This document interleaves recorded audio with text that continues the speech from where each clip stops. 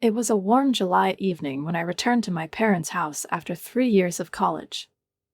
Coming home for summer break had become a tradition, predictable down to the smallest details.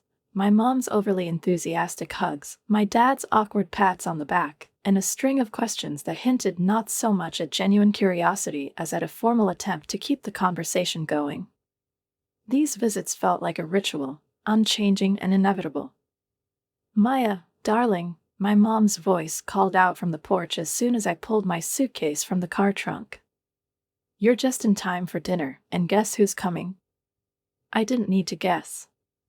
Jennifer, my older sister, always found a reason to drop by whenever I came home. She had a knack for showing up, as if on cue, to subtly flaunt her successful life. I exhaled, grabbed my bag, and headed toward the house, already bracing myself for the endless parade of comparisons and unspoken reproaches. 2 hours later, our whole family was seated at the dining table. Mom had brought out her special tablecloth with delicate lace trim, the one reserved for special occasions, which always coincided with Jennifer's visits. Tom, her husband, was recounting yet another story about his business achievements, wearing his signature smile, while Jennifer sat as though the evening had been arranged solely in her honor. Picking up her fork, she paused, just long enough to command everyone's attention. "Tom and I were thinking it'd be great if we all went to Hawaii for Christmas," she announced, as though the decision had already been made. Mom clasped her hands together in childlike excitement, and Dad gazed at his eldest daughter with pride. "What a fantastic idea, sweetheart," he said with genuine admiration. Then Jennifer turned to me. A familiar, teasing smile played on her lips. "Maya, do you think you can manage that? Or will I need to help you out?" Her words, as always, sounded innocent, but their subtext was as sharp as a needle. I felt the blood rush to my cheeks, but my voice remained steady. "Thank you. I can manage my own expenses." "Are you sure?" Jennifer raised an eyebrow. "Because we're looking at about $3,000 per person for the flight and hotel." I nearly choked on my water. That amount was more than my entire year's savings. I was working a minimum wage job, and the thought of spending such a sum seemed absurd. But the idea of accepting help from Jennifer stirred a near-physical aversion in me. I would rather survive on ramen for the next 6 months than take her hand out. "I'll manage," I repeated firmly. "Well, if you say so," she shrugged and shifted her attention back to our parents. "By the way, we just hired a new chef from Italy. Can you imagine? Authentic Italian cuisine right here in town." "You're so resourceful, darling," Mom remarked with admiration. "Maya, you should take a page from your sister's book. Look at how she runs things." "Yes, Maya," Jennifer interjected with a faint smile. "Maybe one day you could work for me." I sat at the dining table, feeling a wave of childhood memories wash over me. I remembered when I was 10 and Jennifer was 15. The age gap seemed to multiply tenfold in our parents' eyes. She had always been their pride, the golden child, while I lingered in her shadow. Mom's beaming smiles, Dad's approving nods, it all seemed frozen in time, unchanging. As Jennifer spoke about her restaurant and successes, I looked at my parents. Their faces glowed with pride as they listened to their eldest daughter. Meanwhile, I felt invisible again, lost in the shadow of her brilliance. Jennifer had always been the one they believed in, their reflection, their pride. She was their embodied hope, their proof that they had done everything right in raising us. Of course, she was destined to succeed, as Dad often said, as if it were an indisputable truth etched into the family chronicles. "Hey, remember when Jennifer won that business competition in 10th grade?" he'd say, settling into his favorite chair with a newspaper. We knew even then she had an entrepreneurial streak. I could recite these stories myself with my eyes closed. They didn't recount them to hurt me. Dad and Mom weren't cruel. They simply didn't notice. They didn't see how I shrank from the feeling of being secondary, how I raised my hand like a schoolgirl, striving for their attention during family gatherings.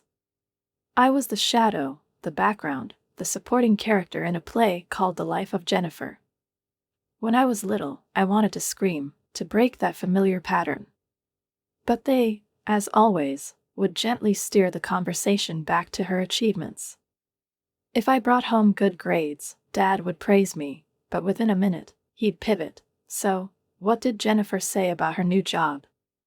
Even my birthday was overshadowed by her calls, her plans, and her accomplishments. The only person who truly saw me for who I was Grandpa Joe. His big, old house with a wraparound porch felt like another world. The creaky swing by the entrance, the smell of freshly cut grass, the worn leather couch, this place became my sanctuary. Here, I didn't have to pretend, didn't have to try to be someone else. Here, I was loved simply for being me. Grandpa Joe had been a successful businessman in the past, but more importantly, he was a man with a huge heart. He paid for both Jennifer's and my education, and while I knew my sister appreciated his help too, the relationship I had with Grandpa was special. After school, I often ran to his house. We'd settle on the couch with bowls of mint chocolate chip ice cream and watch old movies on his ancient TV. "You know what's wonderful about Casablanca, Maya?" he asked me one day, pausing the film. "It's not the obvious hero, but the quiet man who does the right thing when no one's watching." I held on to those words for a long time. They echoed in my mind every time I felt small compared to Jennifer's accomplishments. Grandpa taught me to value quiet depth over noisy surface. "The best fish isn't always the one that makes the biggest splash," he said once as we sat in his old fishing boat. "Sometimes it's the slow ones, swimming deep, that turn out to be the most special." I watched the sunlight dance on the water and believed he wasn't just talking about fish. Those moments were ours. We'd order pepperoni pizza, play chess, and talk for hours about his youth. I hung on to every word, as if they could fill the empty spaces my parents left in my heart. Sometimes, it felt like Grandpa saw me better than I saw myself. He told me my strength was in my ability to listen, in my patience, in my depth. And though I didn't fully understand what he meant, I believed him. When Jennifer left for college, I was 13. I thought it would finally be my turn to be in the spotlight. But, of course, I was wrong. She was still ever present in our house, through phone calls, letters, and Mom's stories.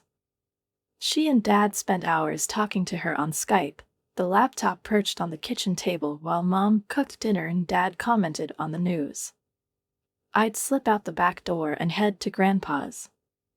His house became my real home. There, I could just be myself, without comparisons, without expectations. Every time he deftly steered his boat across the lake or set up the chessboard, I felt like maybe I didn't need to be the favorite to be loved.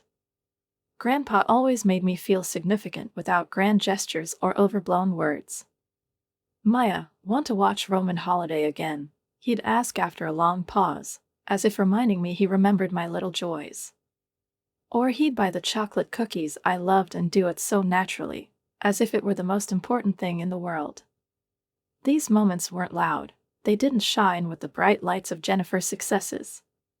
But they were real, alive, and filled with warmth. While my parents traveled across states to deliver Jennifer another check for her expenses, I'd sit in Grandpa's living room, learning the rules of poker. We played with M&Ms as chips, and he'd laugh at my attempts to bluff. 5 years passed in a blur of family dinners, conversations about Jennifer's achievements, and occasional visits to Grandpa. She shone brightly, graduating college with honors, landing a job at a prestigious firm, starting a relationship with Tom, whom my parents instantly deemed the perfect candidate. Meanwhile, I quietly prepared for my own college journey. When the day came for me to leave for college, Grandpa hugged me tighter than ever before. His embrace was warm, but there was a unique strength in it, as if he was trying to pass something on to me.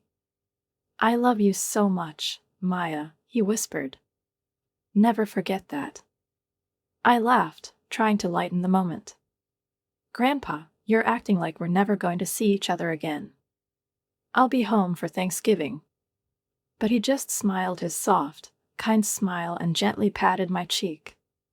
Just remember my words, sweetheart. Those words replayed in my mind over and over when Mom called me 2 months into the semester. Her voice was trembling, barely able to form the words. Grandpa had passed away in his sleep. The world stopped. I sat in my dorm room, the phone pressed to my ear, unable to move, unable to process. All my thoughts froze into a single scream that I couldn't release. The funeral passed by in a haze. The day after the service, we were all gathered in Grandpa's lawyer's office for the reading of his will. Jennifer sat perfectly upright, dressed in a flawless designer black dress, while I sat in a cheap one I'd bought at the last minute. I felt awkward, out of place.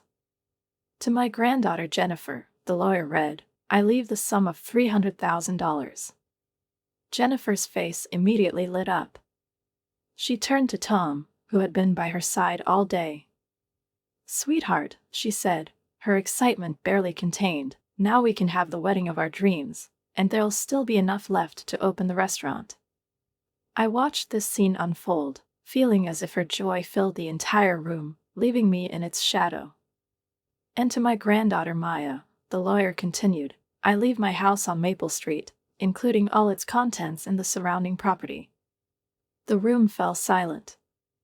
Jennifer let out a soft laugh, which quickly grew into loud, unrestrained laughter. Oh my God.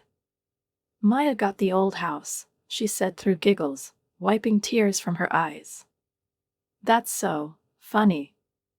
Maybe you can sell it and get yourself something decent, little sister. Though I doubt anyone would want that creaky old shack. Mom made a weak attempt to scold her but quickly shifted to discussing Jennifer's plans. We'll have the wedding in the spring, she announced enthusiastically. I sat silently, letting their words wash over me. All I could think about was this: Grandpa's house was now mine. The house where I had always felt truly alive. Jennifer, with her usual air of confident entitlement, declared herself in charge of the house. It's perfect, she said one evening at a family dinner, laying a napkin across her lap. Tom and I already have the perfect business plan for the restaurant, and that house is just the capital we need. True to her word, Jennifer threw herself into wedding planning with incredible energy. It was a grand event that filled our small town with whispers and anticipation. White doves, ice sculptures, a 5-tiered cake, and dozens of guests arriving from all over the country. I stood beside her in the bridesmaid's dress she had chosen, watching her walk down the aisle to Tom. Mom called it the event of the season, and no one doubted she was right. But the wedding was just the beginning. Barely had the tan from their honeymoon faded when Jennifer and Tom opened their restaurant. They called it Belita, the beautiful life. Local newspapers rushed to publish glowing articles, praising them as young, talented entrepreneurs who had brought authentic Italian cuisine to our provincial town. Mom and Dad framed one of the articles and hung it in the living room, right above the fireplace. While the whole world admired Jennifer, I was left trying to figure out what to do with the house Grandpa had left me. It was big, old, and in desperate need of repairs. The property taxes were overwhelming, and maintaining a house like that required more money than I had. I went over my meager savings and realized that renting the house out might be my only option. At another family dinner, I gathered the courage to bring it up. I'd been thinking about the house, I began, trying to make my voice sound confident. Maybe I could rent it out. That would help cover the property taxes. The silence at the table made me look up. Mom and Jennifer exchanged a glance. It was the same glance they had shared all my life, a mix of mild disapproval and irritated patience. Tom, sitting across from me, suddenly became very interested in his mashed potatoes. Finally, Mom broke the silence in her signature tone, where condescension blended seamlessly with reproach. Maya, why would you rent the house to strangers and your sister and Tom could live there? I blinked, trying to process her words. Jennifer, setting down her glass, nodded. That actually makes a lot of sense, she said as though I'd already agreed. Tom and I could really use the extra space. Especially now that we're running the restaurant. And obviously, you're not going to charge us rent, right? That would be ridiculous, Mom chimed in before I could respond. Family helps family. And just like that, the conversation shifted to another topic, the new wine list at Jennifer's restaurant. She gestured animatedly as she described some expensive Chianti they were importing. Tom set down his fork to join the discussion, while I sat there, fork in hand, staring at my cold green beans, silently absorbing the reality of what had just happened. I could have protested. Reminded them that it was my house, my inheritance, my decision. But I knew how it would end. Mom would sigh heavily, reminding me of the importance of family loyalty. Jennifer would spend weeks dropping subtle remarks about my selfishness. Dad would look at me with that expression that said, "Why are you making everything so difficult?" So I did what I always did, swallowed my protests along with the cold green beans and stayed silent. 2 weekends later, Jennifer and Tom moved into my house. She sent me photos of their renovations, with a warm, cozy atmosphere of Grandpa's home had been replaced with something cold and modern. The soft, comforting carpet was now gray flooring, and the antique dresser was replaced with sleek, white cabinets. The house no longer felt like mine. Grandpa's old leather armchair, which smelled of warm leather and memories, was replaced with a minimalist monstrosity of glass and steel. The photos of his prized catches, his pride, his trophies, were gone from the walls, replaced by neatly framed articles about Jennifer and Tom's restaurant. Their victories now adorned my house, which no longer felt like mine. I tried not to think about it, burying myself in school and work. Every evening in my cramped dorm room, I counted my savings, setting aside every hard-earned cent. Morning shifts at the university cafe, followed by evenings in the library, felt endless. Sometimes, I wanted to give up, but the thought of the trip to Hawaii kept flashing in my mind. It was my escape, my goal, the reason I was willing to work without lifting my head. When Jennifer called at the end of November, I was ready. $3,000, nearly every cent I'd earned, were transferred to her account.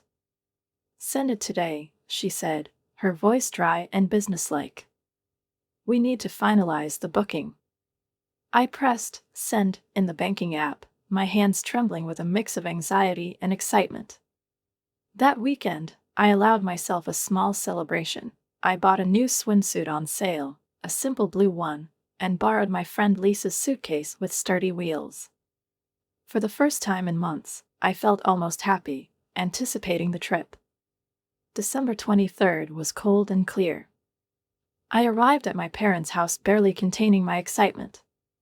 The borrowed suitcase rolled behind me, and the new swimsuit lay neatly packed inside, like a promise of sunny beach days. But the moment I crossed the threshold, something shifted. As Mom hugged me, she avoided my eyes. Dad kept clearing his throat, as though he wanted to say something awkward but couldn't muster the courage. The atmosphere was strange, tense. When Jennifer and Tom walked in, it only got worse. Jennifer looked worn out, her face a mix of exhaustion and irritation. We sat down for dinner, and for a while, the only sounds at the table were the clinking of forks on plates. Then Jennifer set her glass down with a faint clink and cleared her throat. "We need to talk," she began, her voice dripping with faux regret. "The restaurant, we've hit some challenges. The numbers didn't come out as we'd projected." Mom immediately reached out to comfort her, while something inside me clenched. I already knew where this was going. "We had to cut some expenses, including our contribution to the Hawaii trip," Jennifer continued. "We talked it over." She glanced around the table at our parents and Tom before landing her gaze on me, "and decided the best solution is for you to stay home, Maya." The room started to spin. My thoughts scrambled as I tried to process what I just heard. But I already paid my share, I whispered, the words catching in my throat. Your money will help cover the costs we couldn't cancel, she said, without a shred of shame. Tom and I didn't even have a proper honeymoon because we got straight to work on the restaurant. She smiled at me with her usual condescending air, as though explaining something perfectly reasonable. Her tone implied I should be grateful that my contribution would now serve their goals. Mom nodded along, Dad silently studied his wine, and I sat frozen, unable to move. It felt as though the entire world had collapsed into this single moment, when my family, yet again, made decisions for me. I looked at Mom and Dad, hoping someone would stand up to this madness. But they stayed silent. Mom continued stroking Jennifer's hand as if to transfer all her support. Dad still stared at his plate, as if searching for answers to questions he was too afraid to voice. I paid my share, I repeated, my voice shaking with barely contained anger. $3,000. That's all my savings. Mom raised her head and cut me off sharply. Maya, family helps family. Jennifer and Tom are going through a tough time. The restaurant requires sacrifices, and the least you can do is show some understanding. Understanding, I whispered, feeling something inside me crack. Besides, someone needs to watch the house while we're gone, Mom added, as if it were the most obvious thing in the world. Then she turned back to Jennifer. Now, about the hotel. I couldn't take it anymore. I stood up abruptly, my chair scraping loudly against the floor, but no one even looked up. They carried on their conversation as though nothing had happened. As I climbed the stairs to my old bedroom, their voices and laughter drifted up from the dining room. It was as if they'd completely forgotten about me. They sat at the table, chatting and laughing, as though they hadn't stolen my money or shattered my dreams. That night, lying on my childhood bed, I stared at the glow-in-the-dark stars on the ceiling. Grandpa had helped me stick them up years ago, and their faint light reminded me of his warmth. Under that soft glow, I made a decision. The next morning, I was the picture of calm. I stood on the porch, smiling and waving as they loaded their luggage into 2 taxis. Don't forget to water the plants, Mom reminded me. And check the mail every day, Jennifer added, adjusting her sunglasses. Don't worry about a thing, I assured them with the same broad smile. As the taxis began to pull away, Jennifer leaned out of the window. I'll send you photos so you don't feel left out, she laughed, as if she'd just delivered the funniest joke. I kept waving until both taxis disappeared around the corner. The moment they were gone, I turned and headed to my car. When I entered Grandpa's house, it was filled with things that didn't belong. The closets, once filled with his suits, were now bursting with Jennifer's designer clothes. The walls that had displayed his fishing photos were now adorned with pretentious artwork. On the mantelpiece, where he used to keep our family chest, stood their wedding photo. Clenching my teeth, I got to work. I methodically packed up their belongings, designer dresses, expensive shoes, toned suits. All of it went into boxes and suitcases. In the study, I found their documents and carefully placed them in one of the boxes as well. The moving truck arrived that same day, charging me triple the usual rate for working on Christmas Eve. My next stop was a 24-hour locksmith, who replaced all the locks in the house without asking any questions.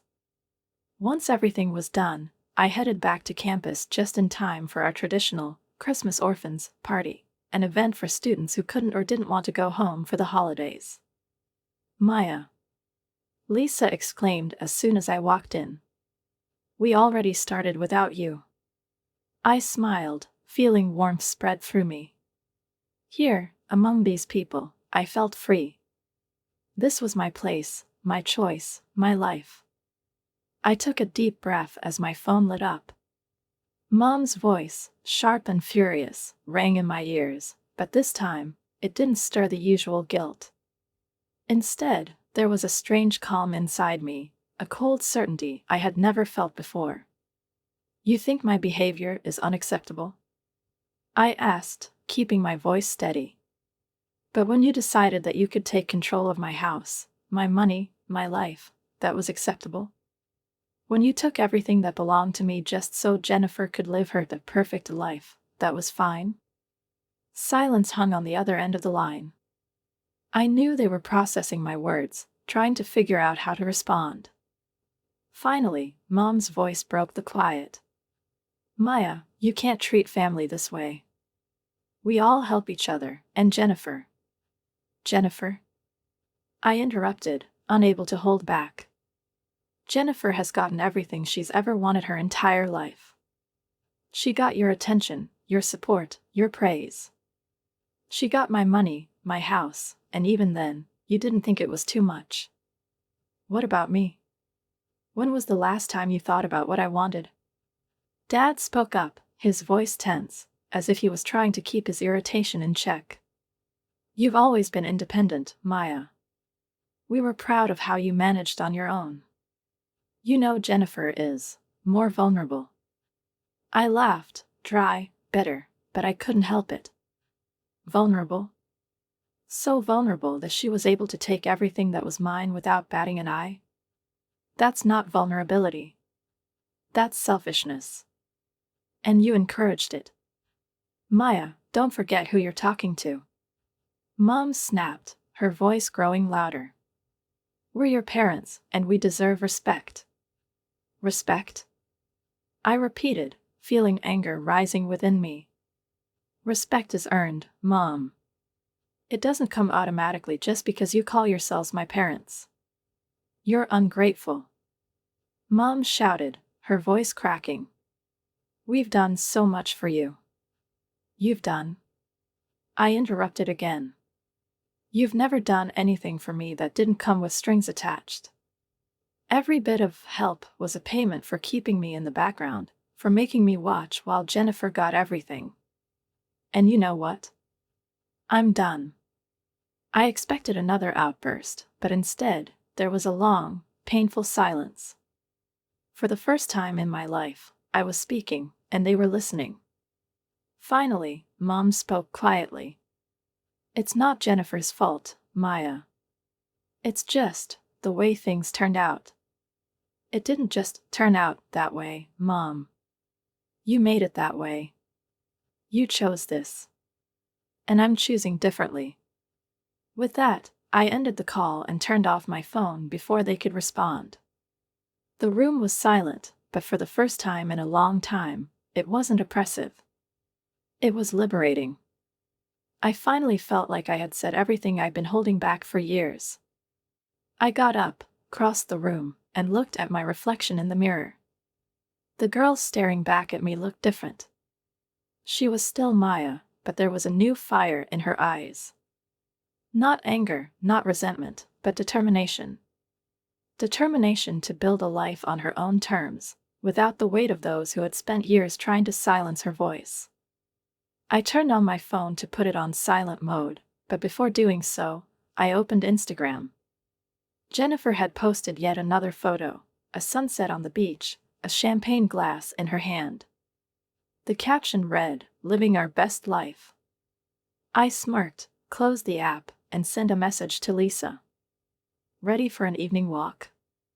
I want to start the new year with something that actually matters. Her reply came almost instantly. Of course. Meet in an hour?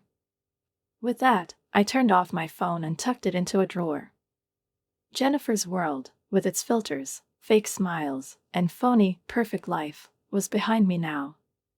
It was time for my world. You took my money. Money I earned working double shifts, nights behind the counter, and days buried in textbooks. You let Jennifer and Tom live in my house rent-free while they ran their restaurant. You always treated me like I was nothing compared to Jennifer. That's not true, Dad started, but I didn't let him finish. Really? I interrupted, barely holding back my anger. Do you remember my high school graduation? You left early because Jennifer called to tell you she had an interview. Do you remember when I got my college acceptance letter? You barely glanced at it because that same day Jennifer started dating Tom. Every achievement, every milestone in my life was overshadowed by something Jennifer did. And now you want to tell me that's not true? The words came pouring out. Years of pain, resentment, and humiliation finally found their voice. And then Hawaii, I continued, my voice trembling but steady. You didn't just take my money. You mocked me. Jennifer sent me photos. They were like a slap in the face. Do you know what it feels like to see your family enjoying the life they stole from you? On the other end of the line, there was a long, tense silence. Finally, Mom spoke, her voice quieter but still tinged with defensiveness. Maya, you have to understand. Jennifer and Tom are really struggling.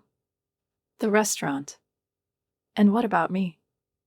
I cut her off, unable to listen to her excuses any longer. I needed a family that cared about me as much as they cared about Jennifer. I needed a sister who saw me as a person, not a convenient resource. But you never gave me that. But where will they live? Mom stammered, her voice breaking. Anywhere. They can rent an apartment like normal adults, I said sharply. My house is no longer their safety net. Starting next month, I'm renting it out to actual tenants. You can't, Mom began, but I interrupted her again. I can. I've already signed with a property management company. The lease is being finalized next week. I hung up before she could say anything else. 30 minutes later, my phone started exploding with messages. The first was from Jennifer. You're vindictive. What followed was a barrage of accusations. You ruined everything. You destroyed our lives. How dare you throw your family out on the street? Mom and Dad weren't far behind, their messages peppered with words like selfish and ungrateful. A year ago, it would have broken me. But now, I simply turned off my phone and went to bed. A year passed. I graduated college and hadn't spoken to them since. Through mutual acquaintances, I heard that the restaurant had finally gone bankrupt and that Jennifer and Tom had moved back in with my parents to regroup before their next venture. Meanwhile, the property management company I hired found tenants for Grandpa's house. They were reliable, paid on time, and I used the rent to cover property taxes while putting the rest into a savings account.